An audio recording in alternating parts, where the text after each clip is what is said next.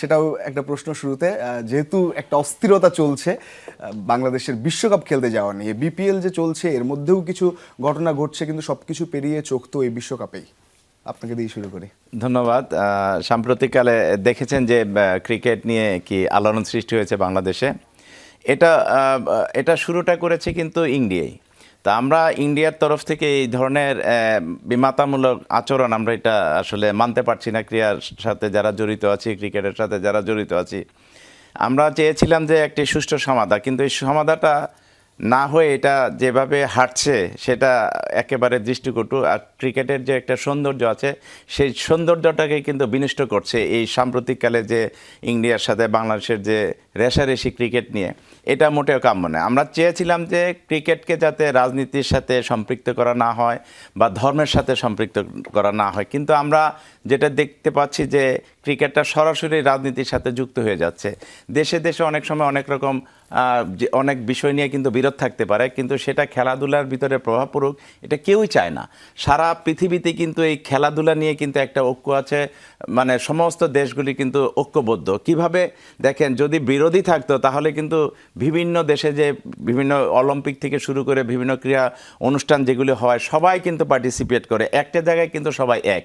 কিন্তু আমরা এখানে দেখছি যে এই সাম্প্রতিককালে ইন্ডিয়ার যে এই সিদ্ধান্ত নিয়ে বাংলাদেশ ক্রিকেট বোর্ড এবং সরকার, ইন্টারিম গভর্নমেন্ট সিদ্ধান্ত নিয়েছে যে বিশ্বকাপে খেলতে যাবে না বাংলাদেশ দল, এবং পাশাপাশি আইপিএল সম্প্রচারও আমরা বন্ধ করে দিয়েছি। এবং ইন্ডিয়ান রাজনীতিবিদদের কাছ থেকে, সবাই না, কিছু কিছু রাজনীতিবিদদের কাছ থেকে বেশ বাজে বাজে কমেন্টস আমরা দেখতে পেয়েছি, যেটা আমাদের একেবারে কাম্য ছিল না। তবে এটার একটা সুষ্ঠু সমাধান আমরা চাই। এই উদ্যোগটা কিন্তু ইন্ডিয়াকেই নিতে হবে, কারণ এই নোংরামিটা শুরু করেছে ইন্ডিয়া।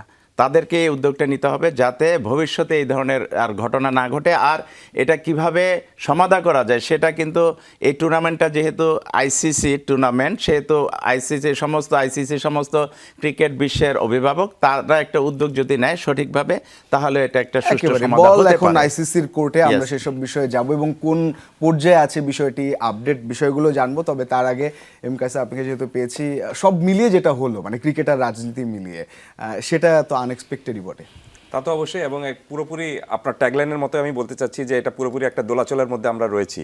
যে এই বিশ্বকাপে বাংলাদেশ খেলতে যাবে বা বাংলাদেশ খেলতে পারবে কি না, অথবা কলম্বোয় বাংলাদেশের খেলাগুলো বা কলম্বো বা শ্রীলঙ্কার অন্য জায়গায় বাংলাদেশের খেলাগুলো আপনার স্থানান্তর হবে কিনা, সেটা এখন পর্যন্ত কিন্তু দোলাচলে। সব কিছু মিলে যেটা আপনি বলছিলেন যে সোমবার মঙ্গলবারের মধ্যে আমরা আইসিসির কাছ থেকে এই বিষয়ে একটা চিঠি পাবো, কারণ আজকে শনিবার এবং রোববার এই দুদিন আইসিসিতে বন্ধ থাকে। সো সোমবার মঙ্গলবারের মধ্যেই আমরা একটা সিদ্ধান্ত কিছু একটা পেয়ে যাব। এরই মধ্যে যেটি হচ্ছে যে ভারতীয় ক্রিকেট বোর্ডের সঙ্গেও আইসিসির চিফ যিনি জয়সাদ, তার একটা বৈঠকের খবর আমরা শুনছি যে তিনিও একটা বৈঠক ডেকে, তিনি একটা ভারতের সেই আইসিসির বিসিসিআইয়ের কর্মকর্তা যারা রয়েছেন তাদের সাথে একটা বৈঠক করবেন। অর্থাৎ আপনি দুপক্ষই কিন্তু এক ধরনের সমাধানের মধ্যে আসতে চাচ্ছে এবং কিছু একটা যাতে একটা ঐক্যমত্য হতে পারে বা এই সমস্যাটা যাতে কাটিয়ে উঠতে পারে, সেটার যদি একটা পজিটিভনেসটা থাকে, তাহলে আমার কাছে মনে হচ্ছে যে সমস্যা নিয়ে এতদিন আমরা দোলাচলের মধ্যে রয়েছি, সেটা সোমবার মঙ্গলবারের মধ্যে যদি বাংলাদেশের পক্ষে একটা সিদ্ধান্ত আসে, সিদ্ধান্তটা খুব ভালো হবে যদি বাংলাদেশের আইসিসি বাংলাদেশ যে দাবি করেছে সেই দাবিটা যদি মেনে নিতে পারে যে আমরা ভারতের মাটিতে না, আমরা এই ম্যাচগুলো বা এই বিশ্বকাপ শ্রীলঙ্কার মাটিতে গিয়ে খেলবো, এবং বাংলাদেশের সেটা যথেষ্ট লজিক রয়েছে। এবং আজকে আমিনুল ইসলাম বুলবুল যেভাবে বলছিলেন যে তিনি বিশ্বকাপ খেলতে চান, তার বাংলাদেশ কিন্তু কখনো, বাংলাদেশ ক্রিকেট বোর্ড কিন্তু কখনো আনুষ্ঠানিকভাবে বলেনি যে আমরা বিশ্বকাপ খেলবো না, আমরা বিশ্বকাপ খেলবো, কিন্তু সমস্যাটা ভারতের মাটিতে খেললে কি সেটা তারা জাস্ট ডায়াগনোসিস করেছে এবং তারা এটার সমাধানের একটা, বাবুভাই যেভাবে বলছিলেন যে সমস্যাটা ভারত করেছে, অবশ্যই ভারত করেছে, কিন্তু সমাধানটা বাংলাদেশ দেখিয়ে দিয়েছে যে এই সমস্যাটা তোমরা তৈরি করেছো, অতএব এটার সমাধান কিন্তু এটা হতে পারে। সো আমার কাছে মনে হচ্ছে বল এখন আইসিসির কোর্টে, এবং আইসিসি যদি বাংলাদেশের সব কিছু যে সমস্যাগুলো রয়েছে এই সমস্যাগুলোকে যদি একটু বাস্তবতার দিক থেকে যদি বিবেচনা করে, কোনো ইমোশনালি কোনো কিছু না, তাহলে আপনি দেখবেন পাকিস্তানের যদি শ্রীলঙ্কার মাটিতে খেলতে পারে তাহলে বাংলাদেশ কেন পারবে না। আর আপনি বলছেন যে টুর্নামেন্ট রিলোকেট করার জন্য যে শিডিউলের একটা সমস্যা হতে পারে, এটা স্কেডিউলের সমস্যা। আপনি যদি সমস্যার সমাধান করতে চান তাহলে ইটস এ ম্যাটার অফ মানে 1 উইক, আপনি এক সপ্তাহের মধ্যে রিলোকেট করতে পারবেন।